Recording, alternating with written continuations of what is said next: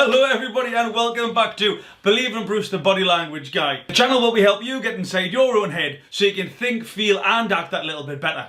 Body language, performance psychology, mental health, well-being, anything to do with the head and heart. If you're interested in that, subscribe to this channel. So this one, the Tyson Fury versus Deontay Wilder. This was the press conference for the return fight, for the rematch.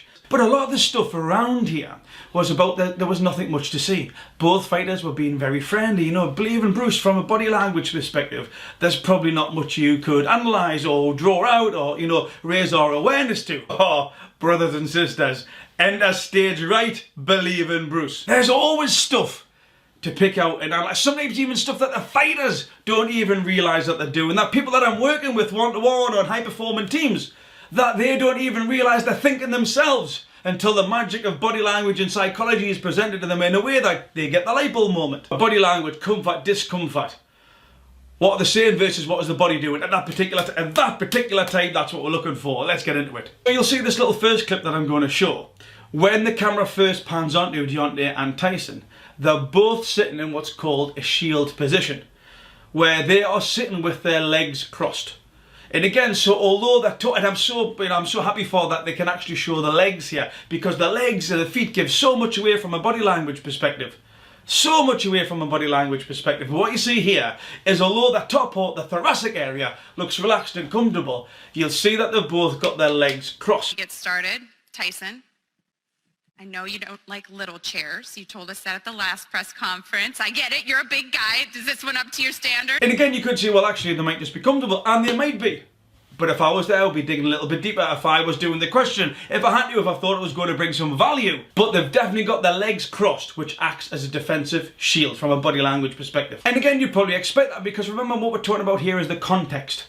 They are just about to fight each other. They would be right, they would be normal, if you will, average. It would be common for people to be a little bit wary, a little bit defensive of the person who is literally going to try to knock them out. And then what we've got here is that the power of words. So remember, when body language comes into it, body language is about what they do and what they say. But I just wanted to utilise this one example of what Tyson Fury says here. And he's trying to explain about the lineal championship. And Deontay Wilder is doing a really good job of digging him out. He is really saying, well, there's no belt, you know, apart from the one that holds up your trousers.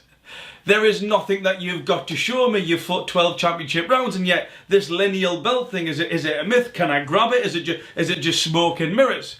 And Tyson Fury uses the power of words not only to disarm Deontay Wilder, but to put him into a defensive position by mentioning religion, which is what both of the guys are very passionate about. And I think this is very quick-witted by Tyson, but also very, you know, it's intelligent, it's intellectual. It's very clever, it's very tactical, because he says something that Deontay Wilder cannot argue with, and you see the reaction where Deontay goes into his shell. So what a lineal? The lineal, I carry it around in my presence. Okay. When you look at me, you're looking at a lineal. Visible, and I have a 12-round championship fight for nothing we can't see, 100%. nothing we can't feel. That's why it's on the line. We can't even get emotional attached to it. We don't even know. She ain't even pretty. Well, the thing is, you don't need to see something to believe it's real. No, we both know that, don't we? That's true. So, that's why we believe in faith, right? Good man. So the lineal championship is sort of like faith to boxers. Can't really see it, but we know it's there. And if you believe it enough, good things will happen. I heard that. And you know, we're both on agreement on this thing. Yes.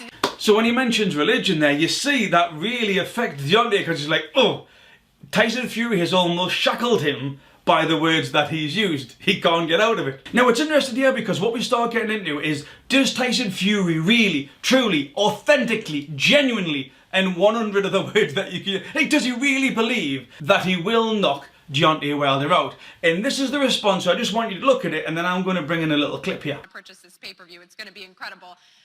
In the last press conference, you said that you will knock him out in 2 rounds. Do you stand by that statement? I stand by that statement wholeheartedly. Statement wholeheartedly. Statement wholeheartedly. Remember, with body language, what we're looking for is that T-junction. What do they say and what does the body do at that particular time? 2 seconds before, 2 seconds after, but around here, what is their body doing? And although Tyson might have looked confident when he said that, what I'm going to do is show you what's called the eye block. When he answers, he actually does this. Now Tyson, especially at the start of the interview, when she's asking him about what derogatory terms did they, and if you haven't watched it, just like watch it back on YouTube. I think he has called Deontay Wilder a pussy or something like that.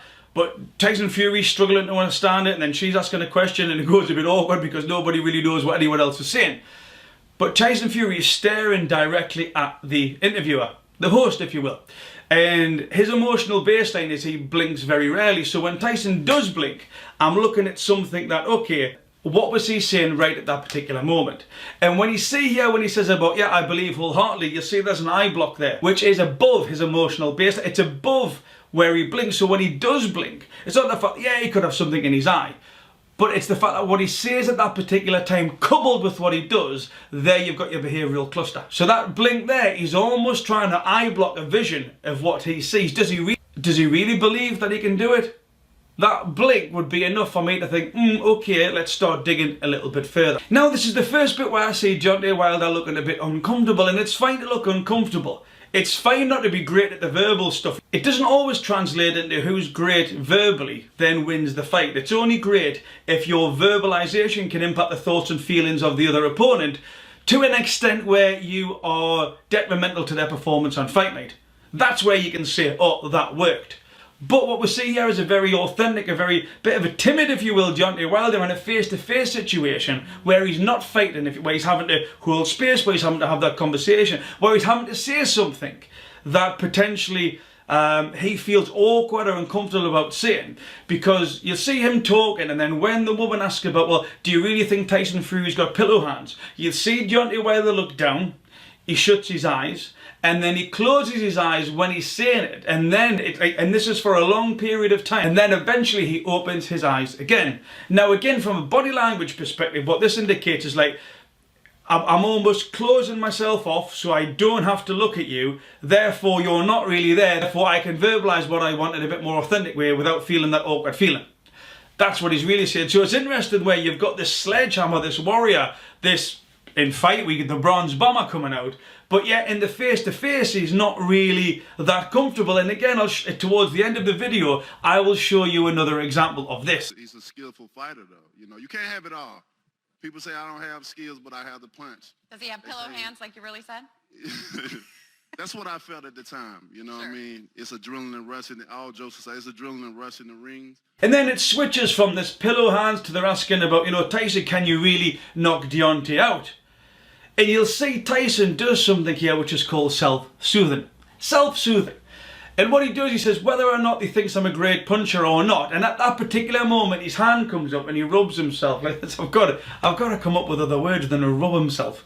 If you've got any, how can I better explain when somebody touches the knot? How can I better explain touches themselves? How can I better explain when somebody rubs themselves? When they stroke themselves. Let's go for that. But you'll see as he's talking about, remember, what he's saying, what his body does at that exact time. He says whether he believes it or not, and then he starts about his punching power, is that he's actually soothing himself there. An assumption would be, again, because you can't tell anything until you dig that little bit deeper. But actually he's questioning, like he's needing to soothe himself when he's talking about his ability to knock people out. There's definitely that self-soothing going on here. So when you underestimate another one's power, you usually come unstuck. But I'm happy he thinks I'm a non-puncher, and it's fantastic, you know. But whether I am or I ain't a great puncher, this a great puncher. Seeing people were saying this was boring, there's no body language. There's tons of body language in the Believer in Bruce world. And on that note, if you are enjoying this channel and about body language, or you want to see some more body language videos in the future, please subscribe. It really helps support my channel. And this is interesting because the next one that we see here, we've got like the sort of screen, and I'll bring it up here. But Tyson, where they've got two of them, so there's a bit of a clip going on. Deontay's on one side, Tyson's on the other, and Tyson's on about the changes that he's made, which is really interesting. Again, I could probably make another video on that, probably will do. But he's on about the changes that he makes, and he references George Lockhart, the nutritionist guy, and I believe George does nutrition for a number of athletes. But what he's talking about is that he's made all these changes, he's brought George in, the nutritionist, he feels better, but we'll see on the night of the 22nd. And what happens here, and you'll see Deontay Wilder with the back of his fingernail scratches himself a few times. I'll just show the clip. I'm going to bring him in. Well, I brought in George Lockhart, the nutritionist, and I feel like he's doing something. Well, we'll find out on February 22nd. We will. And I brought Sugar Hill in. We're working on some stuff in the gym. Now that there is not a self-soothe. Self-soothe would be the finger, would be what Tyson did before, the rub, the inside, if you will, the flat of the hand, the nice part. What Deontay Wilder does here is a scratch. He's irritated. That's something you're scratching away. When someone talks about you don't like it, scratch yourself with the nails. And it's important to note that the nail done that, not the other way around. God, I'm good. You wouldn't want to play poker against me. So because it's the nail, it is irritation. I just wonder, is he seeing Tyson taking this seriously with the nutritionist and ramping all this up? Is that irritating him to the point where he's thinking, actually, I would rather it was the old Tyson, the one who did drink 600 cans of Diet Coke every training camp, turn up there? Is that something where he says Tyson's almost got a positive, an advantage, because he's taking his nutrition, etc., more seriously than he was? But there is definite a scratch there and irritation. And then we go to a slight irritation with Tyson Fury here, because he's asked the question, what did you think of Deontay Wilder's KO over Ortiz? And what you see is, remember, at that moment they've been sitting in exactly the same position. And what Tyson does is he changes his legs. He changes his leg position. Now you could say, oh well, he's just uncomfortable. And he may well be. But remember, with body language, he's being asked that question, and that very specific time as he's answering, that's when he changes. And now because it's that, because you've got that cluster, that combination, this is what we explore. To really enjoy your jobs. I'm curious if you enjoyed Deontay Wilder's performance against Luis Ortiz. Great performance. He did everything he was supposed to do. Great performance.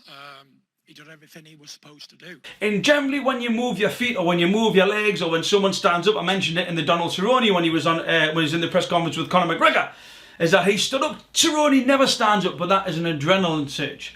And I believe that's what we have here, because when she starts asking about what did you think about Deontay's KO over Ortiz, the amygdala goes across to the hypothalamus, and because of these connections, the hippocampus stores that memory for Tyson where the boom right hand and the left hand come in the 12th round. And because of what she's doing, she's talking about Ortiz. But what Tyson's doing, what his brain's doing, he can't help it. He's just automatically linking it with that experience, that harmful, that hurtful, that uncomfortable feeling, which is why the amygdala fires, which is why it goes to the hypothalamus, which is why it goes down to the adrenal glands and he moves that leg. That is the indicator that he's sensing the fear. He's not scared. He is aware of that uncomfortable feeling that come with him last time when he was, knocked down. Let's be specific here, not knocked out, when he was knocked down by Deontay Wilder. So, and again, in the context, of course, he's going to be aware of those feelings. Of course, it would be normal to be linking them. I'm just bringing to your attention that that's why his leg moved. Great performance.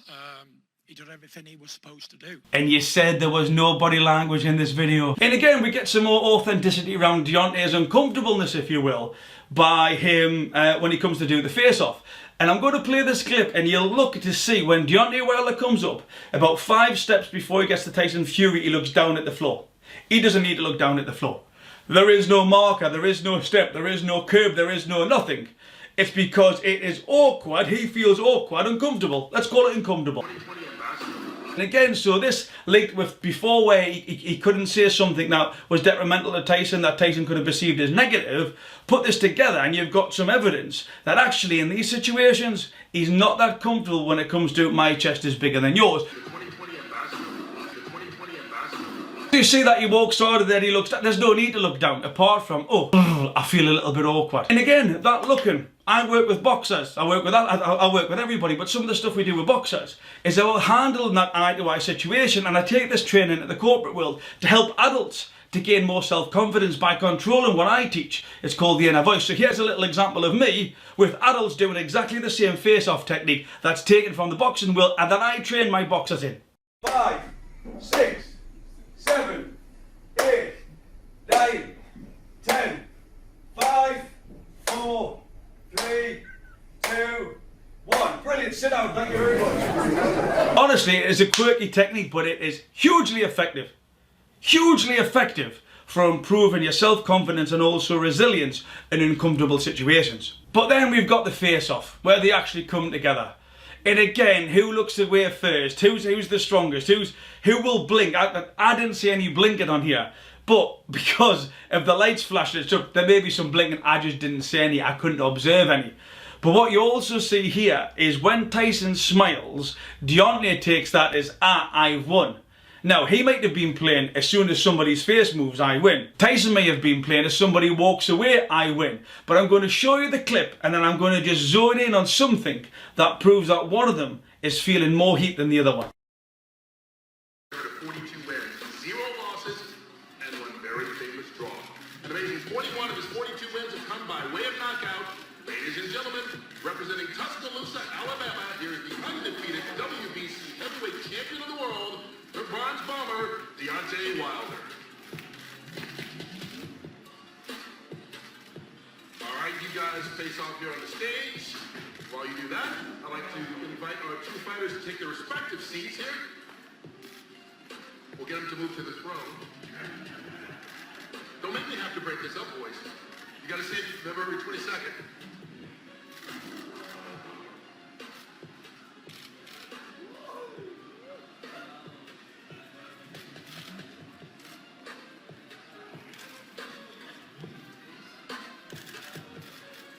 We can only hope the fight is as good as the staring contest. You all. A nice smile there by Tyson Fury to end things. This pay-per-view is... I lost, but he walked away. Yeah, so there you go. And remember at the start off we were getting a few things. We were looking at the emotional baseline. It was so much below their emotional baseline in regards to blinking. Like, for 26 minutes they've sat there and they've talked and they've blinked away. Tyson blinks less than Deontay. But now they're face to face, it's like... Okay, so now we've got a thing called the imposter syndrome here. The imposter syndrome is something where you think you've got to do something, you think you've got to be someone else. Google it. But if it goes wrong, it can put too much stress on you. It can actually be detrimental to your performance. It can increase your stress levels. It can create adrenaline dumps. It can create cortisol surges throughout the body. So you've got this imposter syndrome, you've got this ego coming in, but right at the very end, you'll see Deontay Wilder takes Tyson's smile as a way of, haha, you lost. He then goes to him, but when he turns around, do you notice the trip? I'm just going to show you the trip again. A nice smile there, smile there, smile there. Now that trip is exactly what we get from an adrenaline dump. It's almost like when you're panicking, you'll hit the coffee cup, or you'll knock the vase over, or you'll kick the dog.